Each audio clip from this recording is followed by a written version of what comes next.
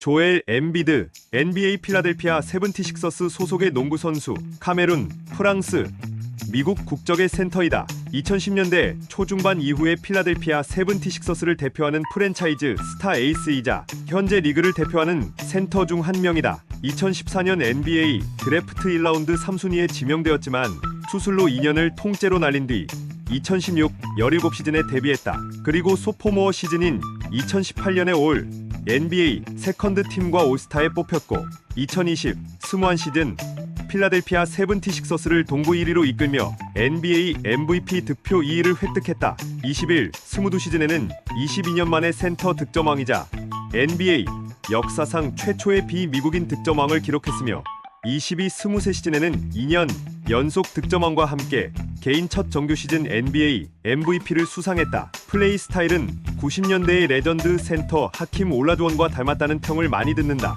별명은 The Process.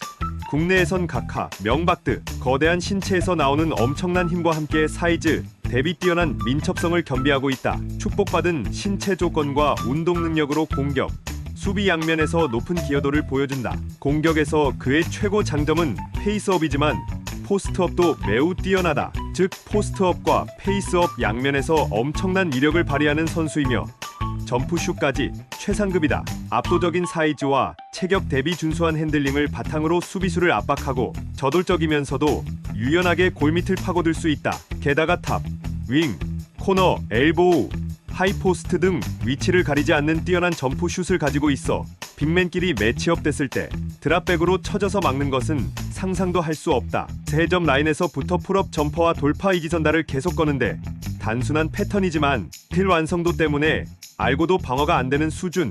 마찬가지로 센터인데 센터답지 않은 어지간한 가드 수준의 스킬과 날렵함으로 아이솔레이션을 거는 칼 앤서니 타운스와 현역 최강의 포스트업 마에스트로인 니콜라 요키치와 함께 센터 포지션에서 1대1로는 막을 방도가 거의 없다. 포스트업과 피벗풋, 부드러운 슛 터치에서도 강점을 보이며 스크린과 패싱 능력 역시 준수하다. 거기에 페이스업 상태에서 돌파와 슛 모두 가능하고 스핀 무브를 잘 사용하며 유로스텝도 자주 사용하며 피벗을 하며 수비수를 끌어모은 후 킥아웃이나 컷이 나는 동료에게 패스하는 플레이도 잦다.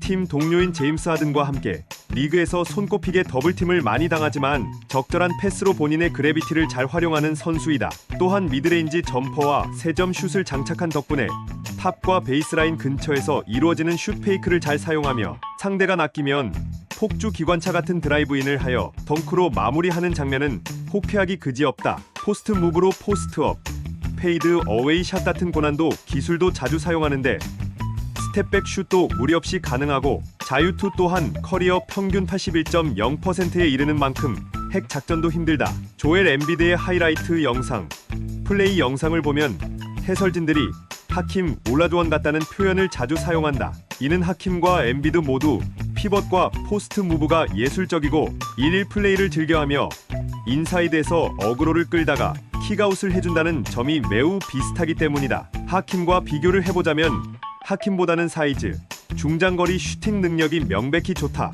다만 공격 무브의 완성도와 부드러움은 하킴이 더 뛰어나고 엠비드는 림 프로텍팅이 뛰어난 좋은 수비수이지만 역대 최고의 수비수인 하킴 올라주원보다는 명백히 떨어진다. 단점으로 지적되는 것은 내구성이다. 고질병이 되기 쉬운 큰 다리 부상을 입었기 때문에 내구성에 의문이 생기는 편이고 체격도 상체에 비해 하체 발달이 부족한 편이라 이를 해결하지 못할 시 부상이 재발할 가능성도 있다. 실제로 2016 17시즌에 다시 부상을 당했는데 이미 팀에서 관리를 해주고 있는데도 이런 상황이다. 다행인 것은 17, 18시즌부터는 확실하게 부상에서 벗어나고 있다. 그렉 오든처럼 부상에 신음하지 않고 내구성도 조금씩 나아지고 있다. NBA MVP급 센터라는 평가가 항상 따라다니지만 NBA 퍼스트팀을 아직까지도 수상하지 못한 이유는 출전 경기 수가 부족하기 때문이다. 아직 65경기 이상 출전한 시즌이 없으며 엠비드에게 세컨드 팀에 들어간 시즌의 퍼스트 팀 센터는 항상 엠비드보다 출전 경기 수가 많았다. 내구성과 더불어 체력도 큰 문제인데 시즌 후반으로 갈수록 활동량이 저하되는 문제가 있다. 특히나 문제인 것은 이것이 플레이오프에도 영향을 미친다는 것이다. 가장 잘해야 할 시기에 팀을 이끌 힘이 부족해진다. 야투율 같은 효율은 유지하며 득점 볼륨이 크게 상승하는 니콜라 요키치와 달리 모든 지표가 플레이오프 시점에 크게 하락한다. 23 시즌까지 플레이오프 통산 평균 득점이 24점, 야투율은 46%에 불과하다. 요키치는 52.8%, 27.5점을 기록하고 있다. 23 시즌은 2시즌 연속으로 24점도 넘기지 못했다. 이 기간 요키치는 30점을 넘겼다. 더 문제는 플레이오프만 되면 수비에서의 활약조차 평균 수준으로 떨어진다는 것이다. 플레이오프만 고려하면 사실 엔비드는 요키치와 라이벌이라고는 볼 수 없는 활약을 보이고 있다. 센터치고 빠른 편이긴 하지만 포워드 수준의 기동성은 아니고 지공에 특화된 선수인 만큼 속공 기여도는 상대적으로 적다. 수비에서도 안쪽 수비는 탁월한 반면 백코트 수비에는 장점이 없는 편. 볼 호그 기질도 다소 있다. 스킬셋이 다양하기에 주로 포스트업을 활용한 1대1 공격을 즐기는 편인데 시간을 끌다가 턴오버를 저지르는 경우가 꽤 많다. 다만 이 부분은 닥 리버스 감독 부임 후 스텝업하여 더블팀 대처가 많이 나아진 모습이다. 매치업으로 까다로운 상대는 마크 가솔의 높이와 볼을 긁어내는 수비에 크게 고전하며 보는 사람이 의아할 정도로 가솔에게 약하다. 2017 18시즌 종료 후 커리어 스플릿 기록을 보면 멤피스전 통산 기록이 평균 13.9 득점에 FG%가 39.4%에 불과하다. 이는 엔비드가 상대한 29개 구단 가운데 득점과 필드골 수치가 가장 낮은 것이다.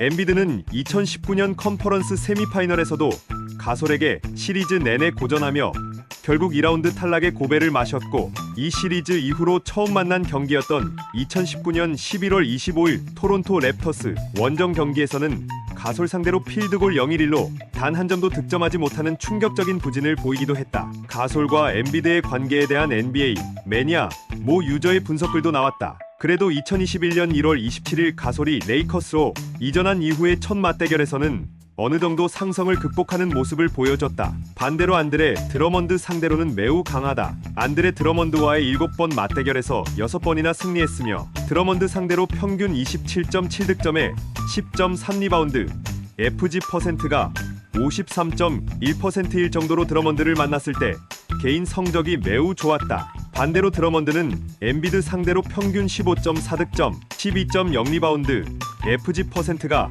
53.0%로 전 부문 커리어 평균보다 소폭 떨어진다. 2023년 12월 기준으로 마이스 터너 상대로도 커리어 평균 30.5득점으로 아주 강하며 앤서니 데이비스 상대로도 통산 8번 만나 루키 시즌을 제외하고는 모두 이겼다. 로페즈 형제 상대로도 강한 편인데 브룩 로페즈 상대로 2번이나 커리어 하이를 갈아치운 적이 있고 로빈 로페즈 상대로는 50득점을 해낸 경기도 있었을 정도. 다만 브룩 로페즈가 미러키로 이적한 후에는 재미를 못 보는 중이다. 정리하면 빅맨으로서의 힘을 바탕으로 한 포스트업이 매우 뛰어날 뿐만 아니라 스피드와 슛터치에도 굉장한 장점을 가지고 있어서 뛰어난 슛터치를 바탕으로 한 슛페이크 후 돌파는 물론 스텝백과 같은 가드들이 주로 쓰는 스킬들도 가능하다. 이를 통해 상대 센터를 유린하는 스타일로 상대를 페이스업, 포스트업, 그 어떤 유형으로도 문제없이 공략할 수 있는 공격 수임과 동시에 수비에서도 엄청난 강점을 보여주는 NBA 최고의 빅맨 중 하나다. 직업군인 아버지의 덕에 비교적 유복한 환경에서 자라난 엔비드는 어린 시절 배구를 하다가 2011년부터 본격적으로 농구를 시작했다. 농구를 시작한 지 4개월이 되어 가던 무렵 카메룬의 농구 스타 룩 은바 아무테가 조국의 청소년들을 돕기 위한 농구 캠프를 열었고 엔비드는 여기에 참가해 은바 아무테의 인정을 받고 그의 지원에 힘입어 미국으로 유학을 떠나게 된다. 엄청난 재능 덕분인지 본격적으로 농구를 배운 지 단 1년 만에 전국구 고교 농구 선수가 되었고 졸업 후 캔자스 대학교로 진학하게 된다. 고교 시절에는 앤드류 위긴스와 자바리 파커에게 밀렸으나 대학 입학 후 신입생 신부님에도 엄청난 임팩트를 보여주면서 전체 1순위 가능성도 거론되었고 216cm로 매우 큰 신장과 뛰어난 민첩성, 훌륭한 슈터치를 가지고 있다. 평가받았다. 특히 나이도 어리고 농구를 시작한 지 1년 사이에 엄청난 성장을 이룩한 만큼 성장 가능성과 그의 재능에 대한 가치가 매우 높았고 대학 무대에서 11점, 2점, 8.1리바운드, 1점, 4어시스트, 2.6블록을 기록, 공수에서 균형 잡힌 기량으로 좋은 평가를 받고 여러 상을 수상했다. 2014 NBA 드래프트에서 필라델피아 세븐티식서스에게 전체 3순위로 지명받아 커리어를 시작한다. 이해 드래프트는 역대급 재능들의 잔치가 될 것이라는 기대를 모으고 있었고, 그 중에서도 티어 1로 평가받던 앤드류 위긴스, 자바리 파커, 조엘 엠비드 중 엠비드가 유리한 고지를 선점하면서 전체 1순위에 오르나 싶었지만 오른발 피로골절 수술을 받게 되면서 3순위로 하락하게 되었다. 이후 발 주상골 재골절로 두 번째 수술을 받게 되면서 2014, 15시즌, 2015, 16시즌을 통째로 날리게 되었다. 2016년 10월 27일 2년간의 공백을 딛고 오클라호마 시티 선더전에서 뒤늦게 정규 시즌 데뷔전을 치렀다. 이날 엠비드는 22분을 뛰며 20득점 7리바운드 2블록슛이라는 출장시간 대비 훌륭한 성적을 거두었다. 높은 효율성과 빅맨답지 않은 민첩함과 정확한 자유투가 인상적이었지만 4파울을 기록하면서 아쉬움을 남겼다. 프리시즌에서도 보였던 문제라서 이 부분은 개선이 필요해 보인다. 2016년 11월 5일 클리블랜드 캐벌리어스전에서는 22득점 6리바운드 2어시스트 3피 4개를 기록했고 르브론 제임스를 연속해서 블록하는 등 인상적인 모습을 보여줬다. 팀은 전반전 열세에도 불구하고 역전까지 성공했지만 4쿼터 마지막에 아쉽게 한 점 차로 재역전패를 당했다. 2017, 18시즌을 앞두고 소속팀과 5년 1억 4,800만 달러의 맥시멈 계약을 체결했다. 팀은 엠비드가 인저리 프로님을 감안해 여러 안전장치를 두었지만 이를 감안해도 인저리 프로님을 생각해보면 여러모로 놀라운 계약인데 이는 엠비드 같은 올드스쿨형 빅맨들을 쉽게 찾을 수 없기 때문이다. 프리시즌 첫 4경기에서 결장했다가 마지막 경기에서 모습을 드러냈다. 정규 시즌 초반 식서스 팀 내에서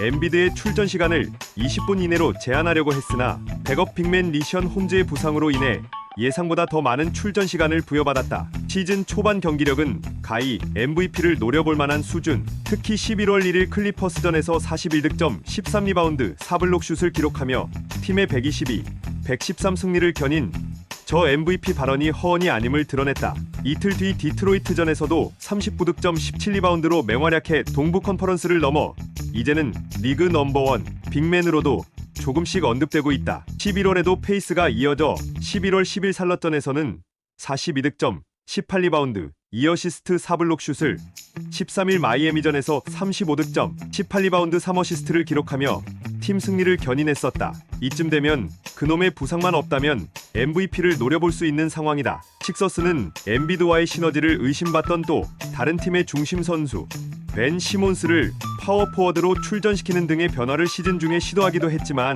결국 정규 시즌 6위라는 기대치에 비해서는 애매한 순위를 기록하며 플레이오프에 진출했다. 그리고 시몬스가 정규 시즌 종료 직전 무릎 부상으로 시즌 아웃되면서 엠비드의 부담이 더 커졌다. 3위인 보스턴 셀틱스와의 1라운드에서 엠비드는 경기당 평균 30.0득점 12.3리바운드를 기록하며 분전했지만 식서스는 전력 차이를 극복하지 못하고 결국 4연패로 수입당하고 말았다. 시몬스 대신 2옵션으로 엠비드를 받쳐줘야 했던 토바이어스 해리스는 평균 15.8득점에 야투 성공률 39%로 기대에 미치지 못했다. 러셀 웨스트브룩이 합류한 워싱턴 위저즈와의 홈 개막전에서 팀 내 최다인 35분을 뛰면서 역시 팀 내 최다인 29득점 19리바운드를 올리며 경기를 완전히 지배했다. 10점을 뒤진 채 시작한 4쿼터에서 엠비드는 무려 15득점을 올리며 역전극의 시나리오를 직접 썼다. 이날 워싱턴은 엠비드만 막으면 된다는 식의 더블팀 수비를 펼쳤지만 닥 리버스 감독은 벤 시몬스와 토바이어스 해리스를 빼고 4명의 슈터를 외곽에 배치하는 강수를 두어 컨디션이 좋은 엠비드가 넓은 공간을 사용할 수 있는 전술을 가져갔고 엠비드는 믿음에 보답하여 최고의 활약을 펼쳤다. 워싱턴으로 둥지를 옮긴 웨스트브룩 역시 트리플 더블 11, 15, 21을 기록하며 활약했지만 엠비드가 판정승을 거뒀다. 시즌 초반이긴 하지만 이전 시즌의 모습과 전혀 다른 모습을 보여주고 있다. 지난 시즌 무리한 다이어트로 인해 수비가 약해졌고 부상도 많이 있었다면 이번 시즌은 빅맨 육성을 잘하는 닥 리버스가 감독으로 선임되고 난 후 수비와 공격에서 한층 더 업그레이드된 모습을 보여주고 있다. 엠비드 본인도 시즌 시작 전 인터뷰에서 자신의 컨디션이 최상에 달해 있다고 말했다. 다만 백투백 경기는 무리하게 출전하지 않는다고 하였다. 지난 시즌의 처절한 실패 이후 계약 기간이 2년 남은 조엘 엠비드가 팀을 떠날 수 있다는 일부 언론 보도가 나오는 등 팀은 진통을 겪었지만 엔비드는 2023 스무네 시즌부터 시작되는 4년 달러 196M 연장 계약을 체결했다. 엔비드는 2023 스무네 시즌에는 달러 4,373만 2,500를, 2024 25 시즌에는 달러 4,723만 1,100를, 2025 26 시즌에는 달러 5,072만 9,700를, 2026 27 시즌에는 달러 5,422만 8,300를 받게 된다. 부상에 대한 염려로 인해 안전 장치를 두었던 지난 계약과는 달리 이번에는 전액이 보장되는 형태이며 엔비드는 2026 27 시즌에 플레이어 옵션을 행사할 수 있다. 현재 남아있는 계약과 합치면 이번 계약은 6년 달러 261M 규모가 된다. 1월 17일 기준 조엘 엔비드의 성적은 31경기 33.0분 출장 27.2득점 10.6리바운드 4.3도움 1.1스틸 1.4블록 야투율 48.4% 세점 36.5% EFG 51.8% TS 60.1% 자유투 81.2% PER 29.5 BPM 8.0 VURP 2.6승이다. 이 옵션 시몬스의 태업 및 무단 결장으로 홀로 더블팀에 시달리면서도 리그 최고 빅맨으로 불릴 성적이지만 같은 시기 요키치의 성적이 엄청나서 또 ALL, NBA 2인 팀으로 밀려날 판이다. 포워드로 분류하려고 해도 올 시즌 야니스 아데토쿤보와 케빈 듀란트의 성적이 엄청나서 여기서도 세컨드 팀이다. 10월 내내 부진하다가 2022년 11월 13일 유타전에서 59득점, 11리바운드 8어시스트 7블록 슛으로 득점 커리어 하이 기록을 갈아치우는 등 엄청난 활약을 펼치며 승리를 이끌었다. 이 경기는 바스켓볼 레퍼런스 기준 역대 게임 스코어 7위에 해당할 정도로 엄청난 활약을 했던 경기라 할 수 있었다. 이 이후에도 대단한 활약을 이어가면서 마침내 평균 득점 1위에 도달했으나 정작 니콜라 요키치가 이 시즌에서도 엄청난 활약을 하면서 또 MVP 경쟁에서 밀리는 추세가 돼버렸다. 이런 시선이 못마땅했는지 덴버와의 경기에서 47득점, 18리바운드, 5어시스트, 3스틸, 2블록, 6턴오버, 맞은 14에 미친 활약을 선보이며 요키치를 맞대결해서 압살해버렸다. 3점 4개를 성공시킨 것은 덤. 팀도 126, 110%로 승리를 거두었다. MVP 레이스의 영향을 얼마나 미칠지 기대되는 부분. 이후로도 맹활약하며 동부 올스타 리저브로 뽑히고 성적도 평득 33.4로 1위를 기록하며 2년 연속 센터 득점왕이라는 대기록을 바라보고 있지만 옆 동네 요키치는 한술 더 떠 시즌 트리플 더블을 기록 중이다. 현지 시간 2023년 5월 2일 투표 인원 100명 중 73명에게 1위표를 받으며 생애 첫 정규 시즌 MVP를 수상했다. 덕분에 5연속으로 페이 미국 출신 선수들이 정규 시즌 MVP를 수상하는 진기록이 세워졌다. 하지만 보스턴과의 플레이오프 2라운드에서는 또 다른 팀의 역전패에 큰 몫을 담당했다. 특히 7차전이 최악이었는데 공격에서는 호포드에게 꽁꽁 묶였고 수비에서는 테이텀에게 매치업 헌터 수준으로 탈탈 털리면서 본인은 15.7리바운드에 그쳤고 테이텀에게는 51점을 헌납.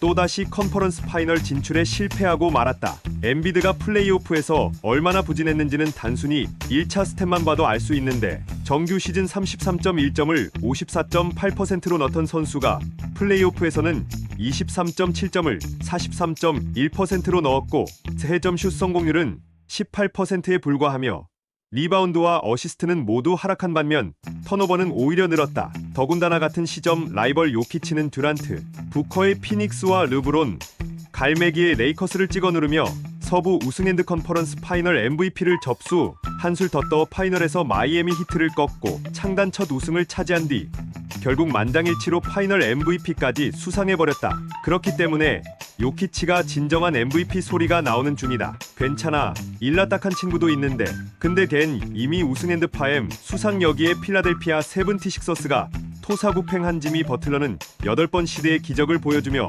전체 승률 1위 미러키 벅스와 쿤보, 전체 승률 2위 보스턴 셀틱스와 테이텀을 처부수고 파이널에 진출해 준우승을 거둔 데 반해 식서스는 2010년대 이후 그그컨에 묶여있는지라 더욱 피눈물을 쏟고 있다. 참고로 역대 NBA MVP 수상자 36명 중 컨퍼런스 파이널 진출 경력이 없는 선수는 2023년 현재 조엘 엠비드뿐이다.